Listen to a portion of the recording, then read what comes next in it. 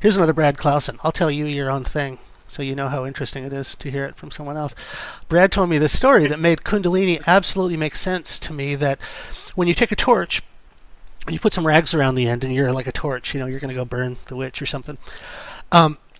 If the gasoline that you put on a torch is purified, refined gasoline, you can burn that torch all night and your rag will never burn. But if you use impure gasoline, your rag will just burn up.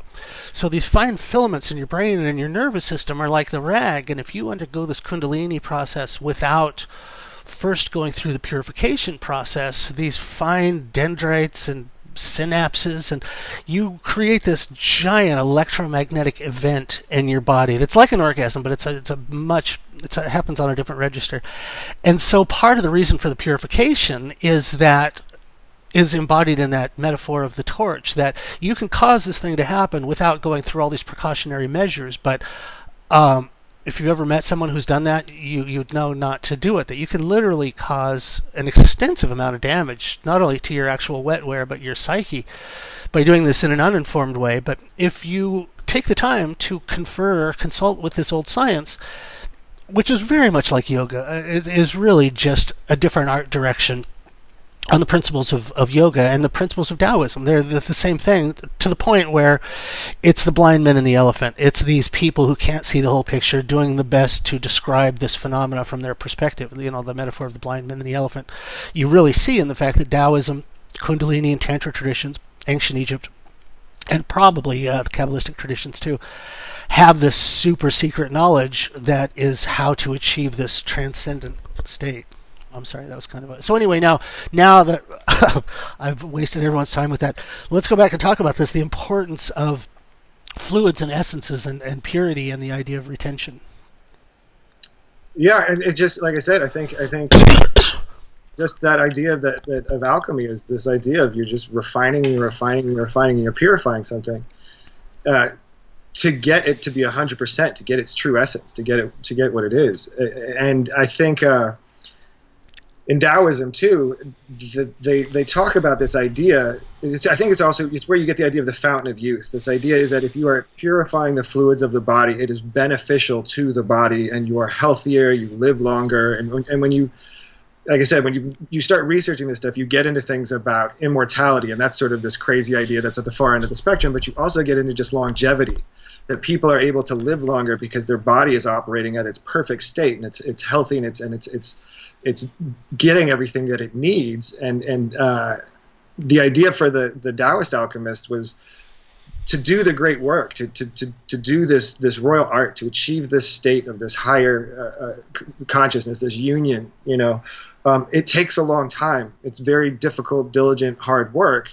And so it wasn't just so much that you were refining the fluids to get this fuel. You were refining the fluids to maintain the health of the body so that you could live long enough to achieve this end. And so it's not just so much that you're, it's the same thing like if you go to the gym. If you're going to go to the gym and exercise and do cardio and lift weights, body's going to be healthier, and you're going to live longer, and you're going to get to have more benefits. This refinement of the physiology of the body was this fountain of youth. The people were able to live longer. But it wasn't just about vanity. It wasn't just like, all these billionaire tech people now that want to live forever so they can make more money and live longer. It was, the end goal was to achieve this higher state of consciousness. But if you didn't get there, you were still reaping the benefits of seeking out this process. Your body was benefiting from it, and you were probably going to achieve it. You're probably moving along the spectrum at some point where you're probably having some sort of experience. Maybe it's not the pinnacle of the experience, but your body is getting better and better and better. And I say that wholeheartedly as somebody who is not trying to do this. I am tearing down my temple every day. I am not trying to practice what I preach. This is just something that, I've stumbled upon. But the interesting thing too about Kundalini is that, it's one of those things where if you read accounts of it, it's the same thing as like near-death experience, where you just have you take people's words on it, and people who've said they've had this experience. But then there's similar anecdotal stories that are kind of that people have in all these experiences that make it seem like there is something to it, because people are experiencing the same things.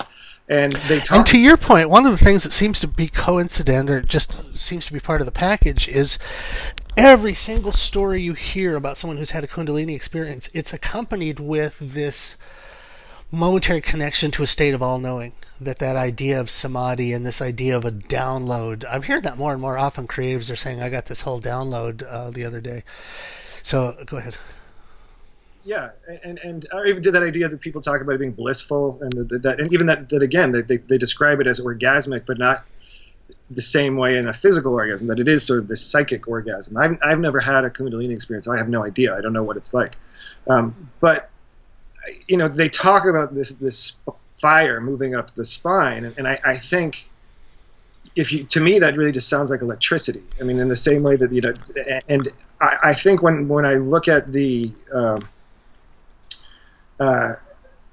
caduceus, I think of that idea of this surge of electricity that's moving up, that somebody you would describe as fire, you would describe as maybe this heat or this energy or something that's going up there. It's certainly electrical fire. It's a plasma is really the appropriate term, but in ancient terminology, fire is a pretty damn close descriptor. Yeah.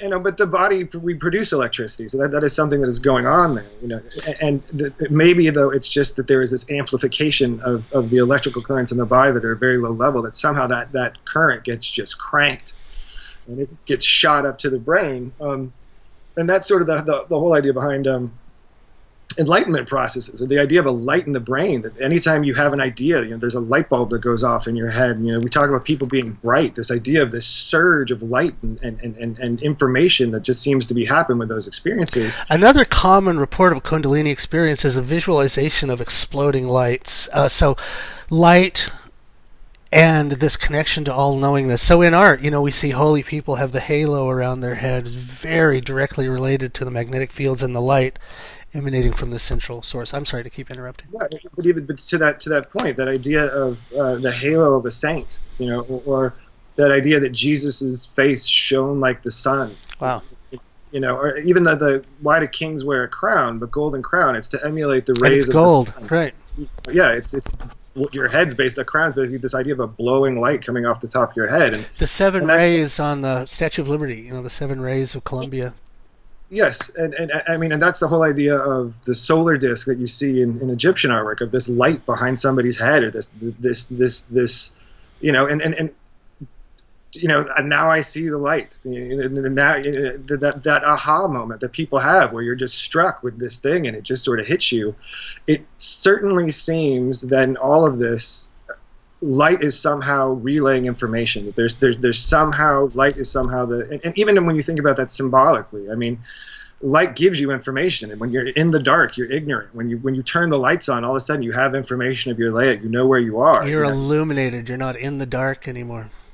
Yeah, and so there seems to be some sort of physiological light that either, if you think about in nature, there's bioluminescence, and then you have biophotons, and there is some aspect to biology where light is moving through us. Yeah. And again, I think it's at such low levels that it's cool when you see a firefly, or you see it somewhere out there, but I think there's this idea that if you can just amplify whatever that electrical current is, that it really is what causes these experiences where you are just a download. You're hit with something. All of a sudden, you just know something. I mean, that's basically where people say, how did the Egyptians know how to do the things that they did? Going back to this, how does anybody know what there's one day where someone goes, I think I know how this works, and I think a lot of that has to do with contemplation. I mean, the boon of contemplation is revelation, and so you and I, as artists. When you can't remember somebody's name, and you're like, who was that guy in that movie? And then 4 hours later, you're like, oh, it was so-and-so, right? So that means your brain was still figuring that out. Like, you stopped thinking about it, but some part of your brain was still trying to figure that out. And I think for myself, like when I have visions in my head of an idea for a poster concept, and I don't know where it's come from, it seems to be coming from the muse or coming from some other place, and it's just been downloaded to me. I think that has to do with the fact that I'm contemplating design. I'm thinking about design. This is a problem that I'm trying to solve, and maybe in the same way that I can't remember the name of that actor and I stop thinking about it, my brain's like, look, you got other things to deal with. I'm going to keep working on this design problem, and then I wake up and it goes, hey, we figured it out for you. Here's what we've got, because I don't know if there's instances of it, but it seems rare that people have revelations about things that they don't think about. It's through contemplation. And John said something once that was really interesting. And one of those lectures that you said you filmed a zillion of, there was one of those. It's on YouTube, and he talks about Jehudi, or what would be Thoth, the Egyptian god of wisdom and knowledge, but as a baboon. Jehudi is the symbol of the baboon. And I'm pretty sure it was John where he talks about the idea that this symbol of the baboon, because the baboon seems to sit in contemplation. He seems to sit and stare out, and so. Oh, also of the sunrise. The baboons all stop what they're doing and they turn to the east before the sun comes up. Literally with erections. You know about this? That's why it's the ape of Jehudi. It's the dawn of light, the dawn of the sun. Incidentally enough, the dawn of the sun between the two primordial mounds. But literally, monkeys get a certain type of monkey gets an erection waiting for the sun to come up. So that's why on the tops of architectural features you'll see either a row of snakes or a row of monkeys, because that's the first thing that gets to see the dawn, that sees the light first. So it's another allegorical reference to our relationship to light, not only biometric light, but the light that results in consciousness and understanding. I was thinking about this today as I was watering plants. It's starting to get really summer here, and we have all these gardens and all these plants we have to water. And I really enjoy that process. It's a really kind of a contemplative moment to just sit and stare at all of these plants and just get these kind of, talk about a download. You're getting this geography, all this information.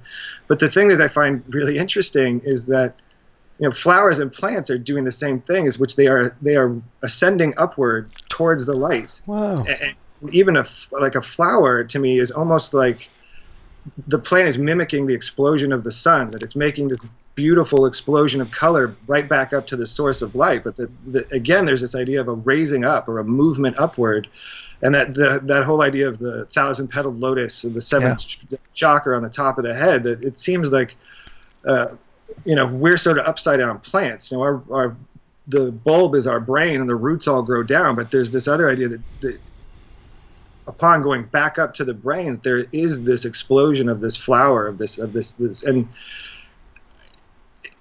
obviously how many solar worship, throughout human history, there's been just sun worship all the time. And so there is something extremely important to do with light, and especially just the word, and people have talked about this a bunch, but the enlightenment, the light in the mind, that there is something going on in the brain, and it has to do with light, and that light gives you information in some way. I don't know how that works exactly, but like I said, it's the reason why we have a light bulb that pops over your head when you have an idea, and it seems like our ancestors understood this process, and whatever culture you go to, there's symbols for this whole process. So it doesn't seem like it was just the Egyptians that knew this, or it was just these people over here. It was just this. It seems to just be inherent to existence. Like I said, it's universal truth.